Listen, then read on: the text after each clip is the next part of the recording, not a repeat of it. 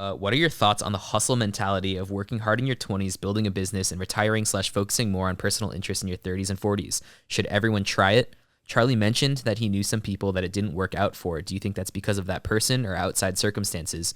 And what are the traits of a successful entrepreneur in today's society, assuming they start out in a first world country in a middle-class environment? Great caveat there too. You know what I mean? Like, you've made this question very easy to answer because you've really framed it in a way that is, I can just hit it. Okay, so let's take it in parts. Yep. The first piece is, do I think everyone should do it? Yeah, everyone given should, those parameters. Yes, because even the people that it didn't work out for are not worse for it. You just went to the one guy's wedding, right? Who moved with us to Brazil. Mm-hmm. He's doing fine. You had a destination wedding. Oh yeah. He tried to start a thing, then he joined a startup. And it went bad for him. Then he went back to working for someone else, and now he's at another startup, and he's the CEO of this new startup. It took him till 30, but yeah, he's doing very well. So I think generally what happens is your parents, when you're little, tell you, don't do that because you're a crazy kid and you will stick a fork in the socket, and you become risk averse by the time you're 18. What you don't realize is you're like the most risk robust from 18 to 30. You can fall so hard on your ass financially, emotionally, and recover and have a really amazing life. And conversely, the compounding interest of an upside of like a business that works, that pays you back and back and back, mm-hmm. has more time to grow. So yeah, man, take those shots, take those risks young for sure. Even if they don't work out, he's in the spot he would be, that particular guy. I do want to throw a different angle on this. I think you answered, should I pursue risk in my 20s? Should I be an entrepreneur in my 20s? This guy mentioned hustle culture specifically. Oh, that's fair. And that to me is very different. I think of hustle culture as putting work above all else for a period of time, above your health, above your relationships, and then turning it off. And so I think there's this thought of, I'm going to work really, just put my head down, bust my ass, sell for 10 million, wake up at 30.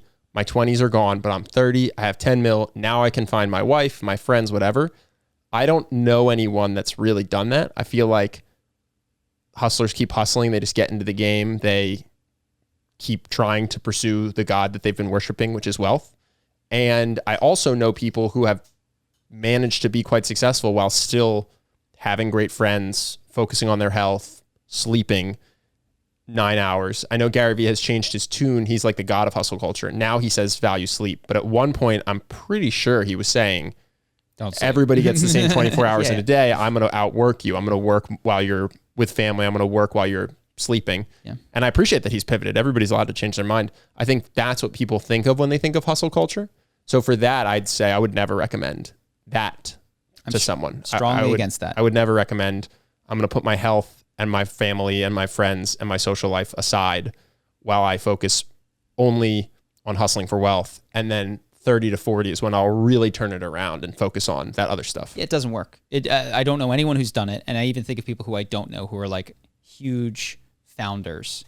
And I mean, I do have one friend that worked hard and has made millions of dollars and is now really kicking, but he wasn't even that crazy about it. Like the people that build these insane businesses, they often have a hard time stepping away from them. Actually, our friend Dylan, who like worked crazy and then sold his business to Google.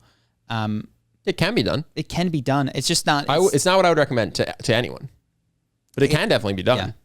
It's not what I would recommend either. I would recommend risk, and so you asked the successful entrepreneur. Keep in mind, if you go to Y Combinator, they're going to give you a different answer, because what I consider a successful entrepreneur is a successful lifestyle entrepreneur, mm-hmm. which is someone that throughout the process enjoys their life, picks an industry that they're interested in, likes the work that they do, generally speaking. I'm tired of charisma videos at this point, but it's a great gig. So that is going to be persistence, selecting something that they are willing to be the best at.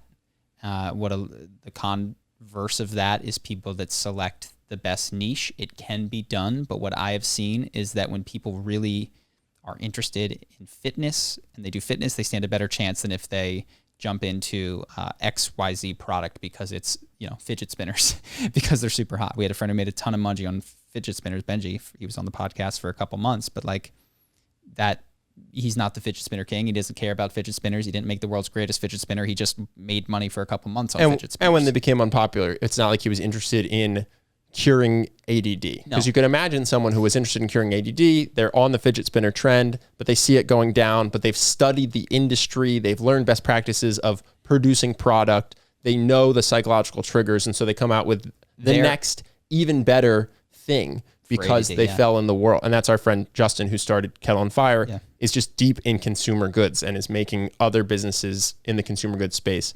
And I think what doesn't work as well is when you hop around from, I'm going to do a physical product, I'm going to do an info product, I'm going to do a coaching service, I'm going to do, I was doing golf and now I'm going to do tap dance. And you're not a good golfer or a good tap dancer. You're just picking things because you think that they're good ideas.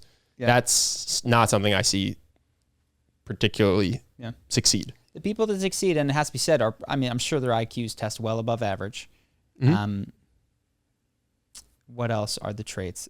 Perseverance has blown me away. People have come from behind for sure. Just sticking with it. I think they're generally pivoting, sticking with it, but pivoting, if that makes sense. Like, I'm doing fitness YouTube, but I was doing it this way, and now I'm doing it this way, and I was doing it this way, and now I'm doing it this way. So they're kind of like a bowling ball with bumpers, if that makes sense. Like, they're always going forward, but they're hitting the wall and pivoting as well. And even just to perhaps a more clear analogy, it's the people that I know that like switch industry many times, have not done as well as the people who have stayed in the same industry and approach it from a different way. So like I'm doing our one buddy, the jump rope dudes. First branding was Entrepreneur Fitness. Then he was Zen Dude Fitness. Then it was always, they were going to do base jump at one point. It was always fitness related, and they were just finding their angle, their way of communicating that landed. And we were in the same boat. We did have one industry switch from parkour to social skills and charisma, which is reasonable. Like, you're allowed to, don't think that you have to stick with the thing that you're not doing well at forever. But if you're changing every couple of months, you are not building a sustainable skill set or asset in all likelihood. Anything else? What else was in the question? So the next part was, do you think that people who it didn't work out for, do you think it's because of that person or outside circumstances? I think for the people in my sphere, it's because of that person. Now, that's, you could say that their level of God-given intelligence is outside their circumstances. You could say that their level of receptivity to good advice is outside circumstances. Well, sure, if you're a determinist, it's always outside. Just. But it's due to that person, in my experience. Based things that we would typically like. It's not like, oh, the economic crisis broke them.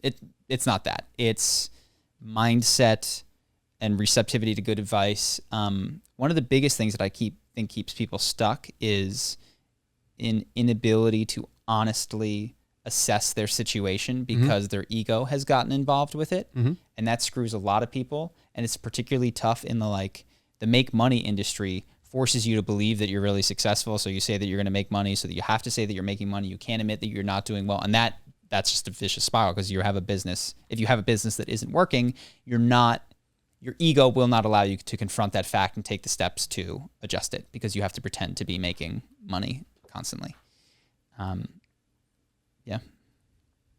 Low ego. Go ahead. Cool. And then the last part was, what are these successful traits? I think I said perseverance, intelligence. I feel like there should be a third. I would say perseverance, intelligence, and a willingness to learn from other people. I feel like that's pretty massive in the people that I know. Everybody had mentors or was going to workshops or was asking advice. I would say also that there's a bit of, here's the dumb luck in getting the right early mentors. So like if you, I'm not going to say any names, but there's plenty of bad people that you could fall into. We fell into Tim Ferriss, who was like, everything is bullshit. Ignore 90% of the business advice you get. Stick with essentialism, marketing step by step. But other people get these other gurus that a lot of them are on YouTube, quite frankly, making tons of videos about how to make money, for instance, on you name the thing du jour, whatever, the drop shipping or the social media marketing agency, whatever. If you get a bad early mentor, it can screw you up a lot, which is why I'm like, big on first read the 4-Hour Work Week, then check out Marketing Step by Step. I truly think those are the right mentors. This is going to go on YouTube, right? This isn't for Patreon? Yep. Okay, we should link to the ebenpagantraining.com/charisma. We have a marketing step-by-step is the second thing we recommend for every entrepreneur. It's normally $1,000. We have a link to it for $97. So in terms of getting the right mentors, I would say read the 4-Hour Work Week and then go through that course.